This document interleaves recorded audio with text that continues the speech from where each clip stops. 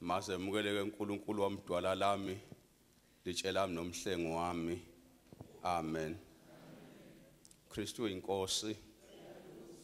Bingeleleke basalwane ibandla bingela umhlangano bingelele abafundisi nesigungu seviyo uhlalo kwelihle igama lika Jesu.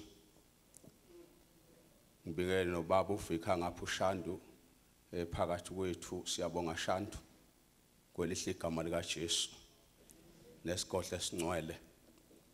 Amen. Ngibuka ke lapha abasalwane lapha encwadini kaJohn uJohn chapter 14 zothatha amavesi ambalwa lapho na chapter 20 lapha na ku chapter 14 ngizothatha uverse 19 uverse 20 no 21. Ngalolo suku niyakwazi nina ukuba ngikubaba nami ngini onemiyalo yamayigcine uyena ongithandayo othandwa ngubaba nami ngiyakumthanda ngibonakalise kuye. Lapha chapter 20 verse 1 kwathi ngosuku lokuqala lweviki uMary Magdalena wafika ethuneni ekuseni kusemnyama wabona itshe lisusiwe ethuneni khona wagijima waya kuSimon Petro nakulo mfundi omnye uJesu amthandayo wathi kubo bayisusile inkosi ethuneni asasi lapho beyibeke khona. Kepha uMaria wema ethuneni ngaphandle ekhala esakhala walungisa ethuneni wabona indwangu wabona izingilozi ezimbili zembethe kumhlophe ihlezi enye ngasekhanda nenye ngasenyaweni lapho isidumbu sika Jesu besilele khona. Zona ke zathi kuye mame ukhalelani na wathi kuzo bayithathile inkosi yami futhi angazi ukuthi bayibekephi. Seshilo lokho waphenduka wabona uJesu kepha wayengazi ukuthi uJesu. Jesu wathi kuye mame ukhalelani na ufuna bani na?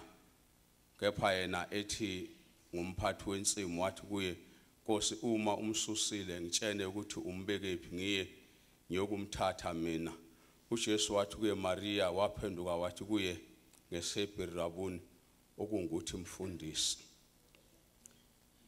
Siyabonga baba uNkulunkulu wethu mnikazi wesizwe nomhlaba sibonga izwi lakho baba siqiniseke ngalo ufule nendlebe zethu Nkosi yami sikuswe baba ukuze silandele intando yakho. Amen. Ngibuka ke lamavesi basalwane kodwa nje ngilandele nje amaqiniso amabili. Thanda lapha naleli qiniso lokuyibonakalisa ukuthi uJesu wayibonakalisa kubafundi bakhe. Sizwa ke lapha ekhuluma amazwi okugcina amazwi okuvalelisa ngaphambi ukuthi ahlupheke ngokuningi abese bethelwe esiphambanweni. Wayefaka ke la kubafundi bakhe uyesho njalo ubabu uvika ethi uJesu wayethanda ukuyideposita. Manje ke uyayifaka la kubafundi bakhe. Wayenabafundi abaningi kuJesu ngoba wayenabafundi abangama-70. Kodwa siswa lapha kungathi babe 11 babe naye ngesikhathi sokugcina. Manje ke uyayifaka kulabo abafundi uyayifakisisa ukuze imfundiso zasemphakathini ababephila kuwo zingabi namandla empilweni zabo. Ukuyifaka ke basalwane akusiyonto elula. Ngakho ke wayenza umsebenzi omkhulu mangabe eyifaka ngoba wayazi ukuthi lo msebenzi okuyifaka unezimbanga. Laba ayifaka kubo babephila emphakathini lapho khona nezimbangi zika Jesu zazikhona phana emphakathini. Manje ke wayifakela ukuthi bagomeke ukuze ifundiso ze abazoyithwala phana emphakathini zingabi nawo amandla. Uthi ke kubo ke onemiyalo yamayigcine uyena ongithandayo. Uthi ke lo uyothandwa ubaba nami ngiyakumthanda bese ngiyibonakalisa kuye. Thanda ke bazalwane leli iqiniso lokuyibonakalisa ukuthi uJesu wayengeze ukuyibonakalisa kunoma kubani. Lokhu kuyibonakala kaJesu kwakuyinto ehlukile ngoba wayezoyibonakalisa kulo onemiyalo yakhe, futhi hayi uthi nemiyalo yakhe nje kuphele kanjalo, kodwa wayezoyibonakalisa kulo onemiyalo yakhe othi enemiyalo yakhe ayigcine. Uthi ke lo njalo ke uthe uthandwa ubaba nami ngiyakumthanda bese ngiyibonakalisa kuye. Ngakho ke abafundi bakhe kwakumele ubani baqaphele lokhu ukuthi kumele ubani lemiyalo yakhe abanayo bayigcine, ngoba noma babe ngaba nayo imiyalo yakhe njoba babe nayo nje, kodwa uma babe ngeze ukuyigcina wayengeke ayibonakalise, kodwa wayizoyibonakalisa uma ngabe beyigcina imiyalo yakhe. Manje ke wayebaphosela inselelo uJesu ngaphambi kokuthi afe, athi unyamalala kubo izinsuku ezintathu ukuze ethi mangabe ebuya akwazi ukuthi ayibonakalise kubo. Ngamanye amagama uJesu wayifaka kubo ukuba kube wena ophila kubo. Sho njalo kuPaula uthi akusemina engiphilayo kodwa uJesu osephila kimi. Ngakho ke uma ngabe uJesu ayisephila kuPaula, osho uPaula wayilandela ingqondo kaJesu. Ingqondo kaJesu ke kwakuyiyo lemthetho uJesu ayibagome ngayo. Ngakho ke nathi bazalwane njengeviyo singabafundi bakaJesu kulesi sikhathi, ngakho ke nathi bazalwane kumele ukuba lemiyalo kaJesu esinayo siyigcine. Imiyalo yethu ke thina esinayo imiyalo kaJesu izibopho. Lezi ibopho lezi eziyisikhombisa njengeviyo kumele basenze njani siyigcine ukuze uJesu njani ayibonakalise kithi. Asithanda bese ibonakalisa kithi. Thanda kakhulu lesobumhlophe bazalwane ngoba sibamba zonke. uJesu uNkulunkulu esemkhonza ungcwele umhlophe, ngakho nathi ufuna sibe njani siyiviyo. Funa nathi siphile impilo ehlanzekileyo, siphile impilo enokuthula, siphile impilo ehlelekileyo. Amen. Malibonga ivangeli. Leyo mpilo ayifunayo ukuthi akayifuni impilo enomsindo nempilo engahlelekile. Ubusathane uyawuthanda umsindo. Niyezwa bazalwane, Sathane uyawuthanda umsindo. Lapho kunosathane khona ubona ukuthi kube khona umsindo, futhi ubona ukuthi izinto ingahleleki, nomnye aphuma abhekele, nomnye aphuma abhekele, nomnye aqhamuke nombono wakhe ophikisana nombono omunye. Kodwa lapho kunoJesu khona abazalwane, lapho kugcinwe khona umyalo kaJesu, kunokuthula, kunokuzwana, kuyaboniswana, futhi umbono osukukhona uyaphumelela ngoba izinto zisuke zinjani, zisuke ihlelekile.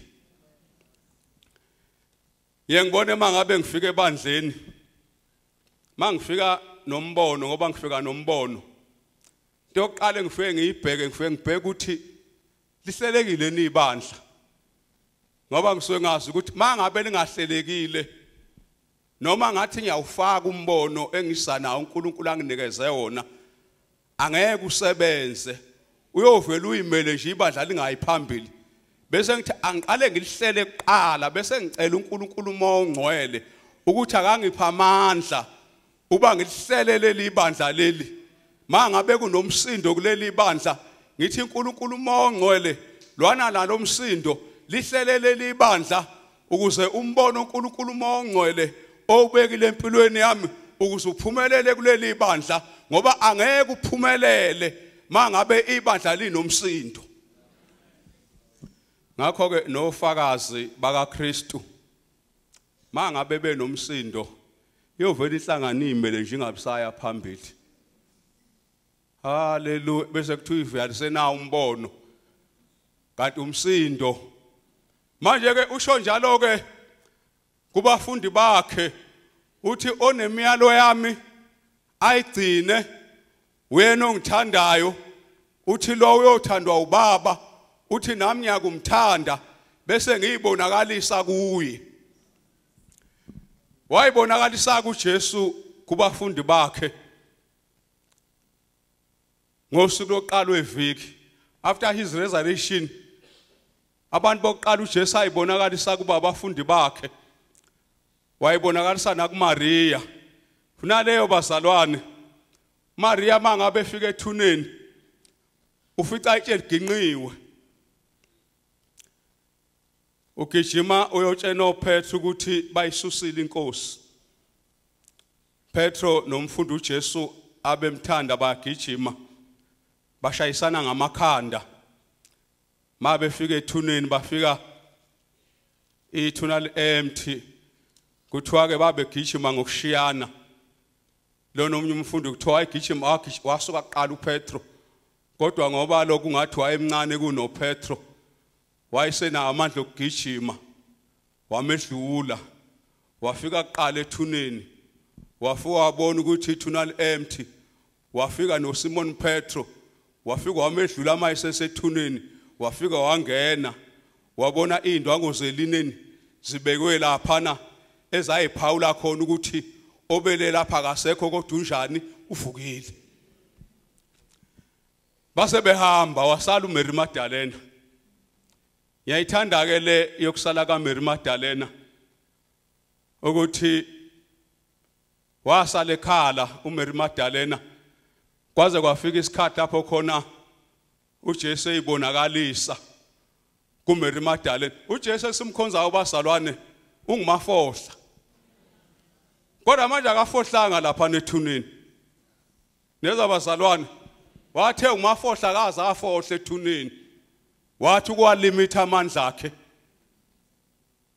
ukuze uMary Magdalena angabi confused. Ngoba uma ngabe ayizovuka lingaginqiwe ithuna abese ibonakalisa kuMary Magdalena, uMary Magdalena mhlambe wayengacisha dide ukuthi uJesu wesiphambano lo. Amen. Kodwa la ginqwitshe wase ibonakalisa uMary Magdalena, wathwa nobufakazi itshe lafakaza kuMary Magdalena ukuthi obelapha ngempela uvukile, ngoba uba kuthiwa uJesu wavuka alaze laginqitshe. uMary Magdalena wayizomame phezulu kwethuna ekhala abese give up abese buyele emuva, ngoba vele kwakuyusuku lwesithathu, kwakuyusuku lokugcina ubani isidumbu sikaJesu sigcotshwe ngamakha, ngosuku lwesine sasingeke sisagcotshwa. Ngakho ke wayizobuyela emuva uMary Magdalena ziphele insuku ezine angabe sasibona isidingo sokuthi usazoyelana ethuneni, ngoba ayekuyele ethuneni wayele ukuyogcoba isidumbu sikaJesu ngamakha. Waseyibonakalisa kuJesu kuMary Magdalena, wamnikeza ubufakazi bokuthi obesethuneni unjani uvukile, futhi lokhu kuginqwa kwalelitshe bazalwane kwakwenza uMary Magdalena angayingabazi neincarnation. Leli gama leincarnation lisho uNkulunkulu embathwa inyama. Haleluya. Ngoba bazalwane esimkhonzayo uthi mangabe izinto empilweni zethu abeseshiya ubufakazi. Akazenza izinto empilweni zethu angabushiya ubufakazi. Ngakho ke nakuMary Magdalena mangabe sevukile uthi mangabe emthuma uthi hamba utshena abahlobo bami ukuthi ngikhuphukela kubaba nakwihlo naNkulunkulu wakho.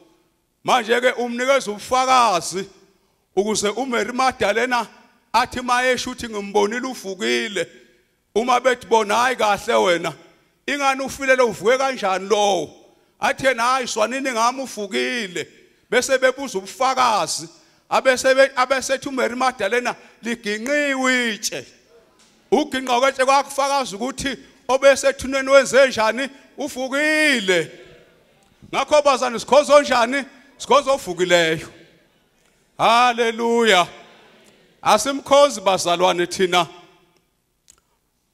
okuthi uvukile kodwa bese kuthiwa uyalandwa anti niyezwa bazalwane asimkhonzi thina okuthi uvukile kodwa bese kuthiwa uyalandwa athi noma kuthiwa ulandiwe mangabe wedlula eduze kwethuna lakhe uthola ukuthi amatsha waginqiwe ethuneni thina sikhoza thina othe uvukile wayela yena wayibonakalisa namatshe netshe lafakaza ukuthi hayi lo unjani uvukile kuthiwa ke ngalolu suku uMary Magdalena eseyibonile inkosi ukuthi uvukile kuthiwa ngawo lo suku loqala loiviki kuthiwa bathi abafundi beyivalele endlini ababe kuyo kuthiwa kazanga nokhe kodwa wangena bambone sephakathi wasethukuthula kubekini ube umafo akabanga umafohla ngale yana ethuneni kodwa ngaphu yini ungumafohla haleluya kuthiwa mangabe efika wasese producer amanxebe ezandleni zakhe kuthiwa basebethokoza abafundi mangabe benjani mangabe beyibona inkosi manje nakhona lapho bazalwane amanxeba lawo ayifakaza ukuthi uJesu wesiphambano wenze njani uvukile ukuze nabo laba abafundi bakhe bengangabazi bawabona amanxeba babona ukuthi hayi lona bambonayo ilona obekade elenga esiphambanweni noThomas wathi mayifika naye wathi woza Thomas woza ubona amanxeba letha umuntu ufake esandleni sami letha nesandla sakho ufake ohlangothini ukuze ungabi ngongakholwayo uJesu esimkhonzayo bazalwane wavuka sikhonza lona ithonga kodwa sikhonza wavukayo owavuka ngomzimba wakhe wonke thanda bazalwane ukuthi kwathi ngelanga wakhuphuka nabentabeni wasekhuphukele ezulwini bembuka kuthiwa amadoda abheka phezulu kuthiwa kwazo kwavela amadoda amabili athi wemada segaleni mangaleleni njoba nimbone ekhuphuka kanjena uyobuya kanjena uJohane lobhale leli ivangeli bazalwane ungomunye wabafundi bakaJesu wayekhona ngesikhathi uJesu ebanikeza isiqiniseko noma ebathembisa ukuyibonakalisa nangesikhathi eseyibonakalisa esevukile wayekhona uJohane ngakho nawo khaya kubhala abazalwane wayebhala kwasi uJohane haleluya ngakho ngiyalithanda leli ivangeli kaJohane ngoba liveza uJesu uNkulunkulu futhi engumuntu uzathi uJohane athe ekuqaleni wayekhona ulizwi wayekuNkulunkulu enguNkulunkulu izinto zonke zavela ngaye ngaphandle kwakhe akuvela uyayizwa ke incarnation konke kwavela ngaye ngaphandle kwakhe akuvelanga lutho konke abesethi waba inyama naso ke incarnation bazalwane esimi ngayo waba inyama wakha phakathi kwethu sayibona inkazimulo yakhe njengosele kwedwa kuyise egcwele umusa neqiniso uJesu uzathi uJohane sokuphele iminyaka engama-60 kwangathi uyambona esesiqini sasePatmos esembonweni uJohane uthi ngangikumoya uthi ngalibona indlela elihlatshiwe ulimanxeba linjengendodana yomuntu uthi zonke idala uthi zawa idala ezayinkanka ihlala uthi zawa zaphosa imqhele yazo uthi zacula igama elisha zathi ufanele na undlela ahlatshwayo ukuyithabatha incwadi nezimpawu zayo ngoba la abantu wabathekela uNkulunkulu ngegazi lakho kuyo yonke imndeni kuzo zonke izilimi. Ngakho bazana esimkhonzayo bazalwane wasifela uJesu. Nathi ke iqiniso lesibili ngalolo suku niyakwazi ukuthi mina nobaba ukuthi mina ngubaba nobaba ukimi nami ngini. Iqiniso lesibili bazalwane leli ngalolo suku lolu suku bazalwane nathi lolu suku olugo ake sithi go ngalolo suku nathi lolu suku bazalwane. Haleluya usuku oqala leviki. Haleluya njengoba nase siyahlangana ngosuku oqala leviki asihlangana thina ngosuku lwangomgqibelo isabatha asabathi thina ngoba sona amaJuda. Haleluya kodwa singamaKristiano. uJesu wethu wafa ngosuku oqala kanjani lweviki wayibonakalisa kubafundi bakhe uthi ke ngalolo suku lolo niyakwazi ebenikade ningakwazi niyakwazi nembuzo ebenikade ninayo iyophenduleka ngalolo suku usuku loqala lweviki.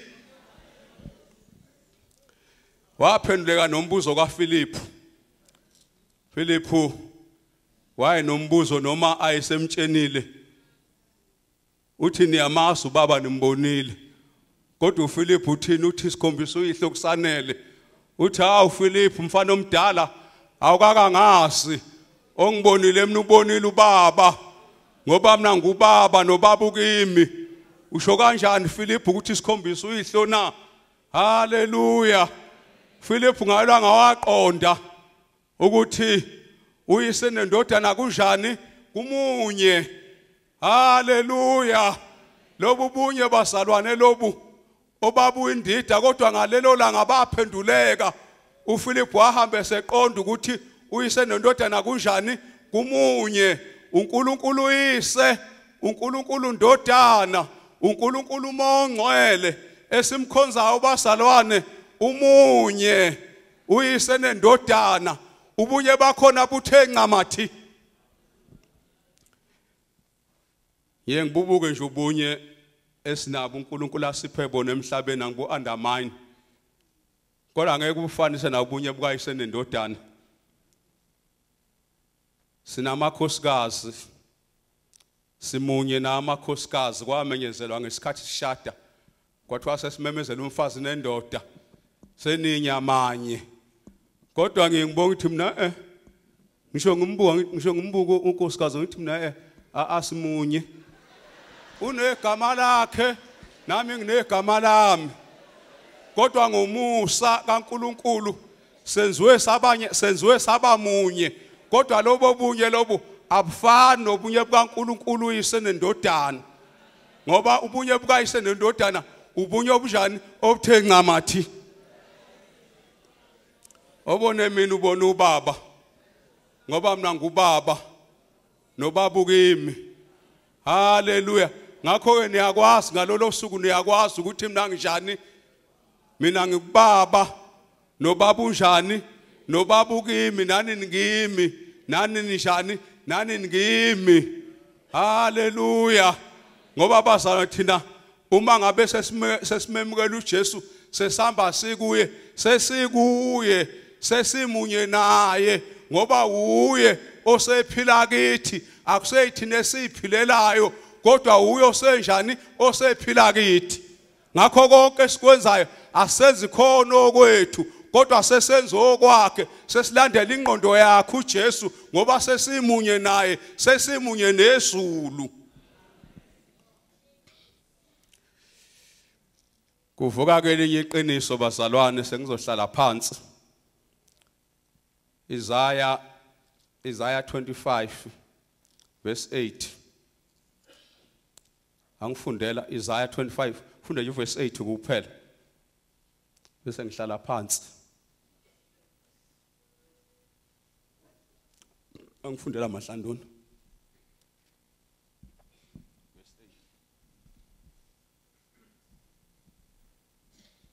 Isaiah 25 verse 8. Uyakugwinya ukufa kuze kube phakade. Inkosi uSimakade iyakwesula izinyembezi ebusweni bonke isuse amahloni abantu bakhe emhlabeni wonke ngokuba usimakade ukhulumile. Iqiniso lesithathu leli bazalwane akusekho ukufa. Nezwa bazalwane ukufa kusekho. Ukufa kade kwagwinya into engasekho nje wagwinya ukufa uJesu. Isaya waprofeta emandulo waprofeta kwi-Southern Kingdom Isaiah eprofeta ngoJesu 700 years before uJesu abethelwe esiphambanweni wayibona Isaiah indaba wayibonisa kude wathi uyawugwinya ukufa kuze kube phakade ngakho ukufa kusekho uJesu swafa kwabakanye haleluya waqeda ukufa kusekho ukufa lokho esikubonayo abazalwane kukubuyela emhlabathini akuyikhona ukufa haleluya sokuze idubula umuntu mangabe edakiwe elale edakiwe uvuka ephethwe yibhabhalazo suke engasadakiwe ngakho nalokho bazajoba bebuyela emhlabathini yabantu yibhabhalazo lokufa kodwa ukufa uqoba bakho unjani akusekho wagwinya uJesu haleluya samba thina sinokuphila ngoba thina sathandwa thina sathandwa yiZulu sathi sibhekene namahloni sinamahloni wawasusa amahloni wazesula inyembezi emehlweni ethu uJesu wagwinya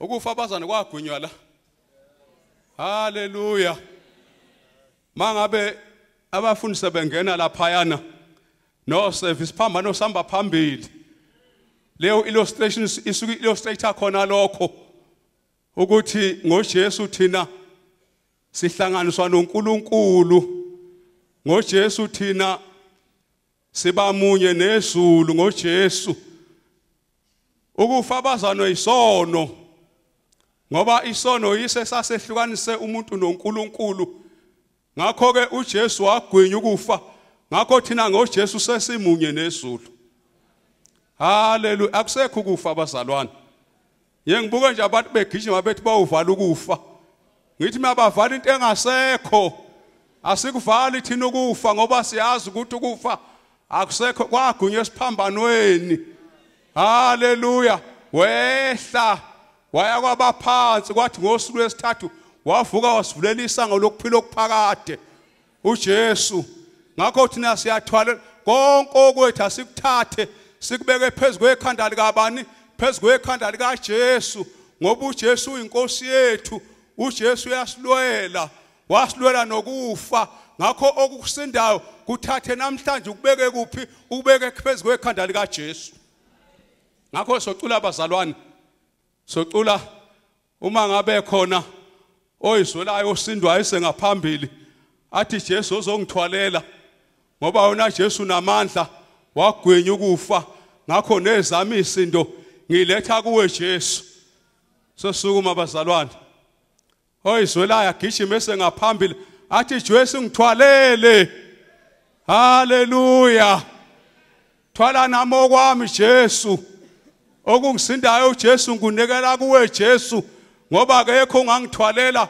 uwe Jesu othwala izimo zabantu wena Jesu angesa ngaphambi wayithwala izifo zethu wabetshatha ubuhlungu bethu ngemfimbo yakhe saphiliswa thina haleluya thatha kwakho ukubeke phezulu kwekhanda likaJesu socula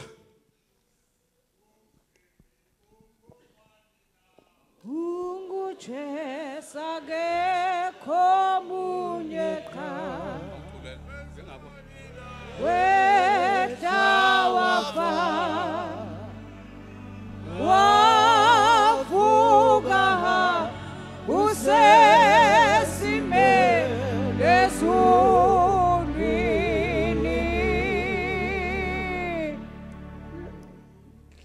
ngi ungubani na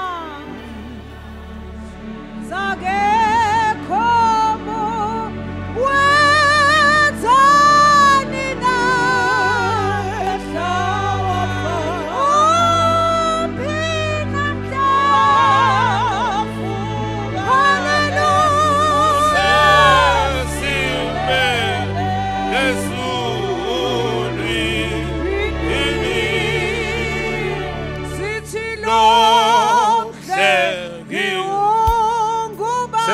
Sithandaza bazalwane. Glory to Jesus. Komunye kwenzani na. Cela uphakame izandla zakho la ngaphambili.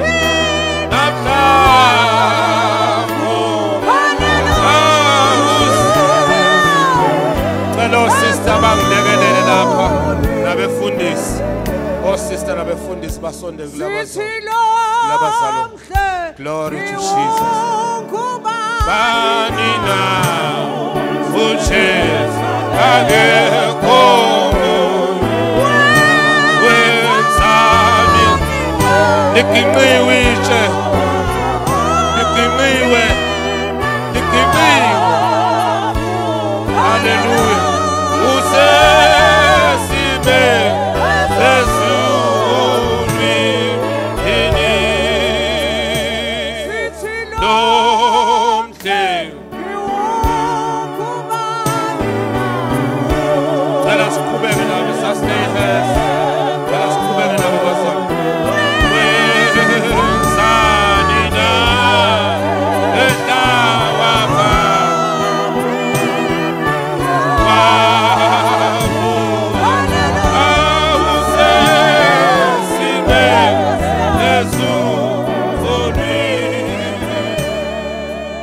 Baba ngcwele baba nasekuseni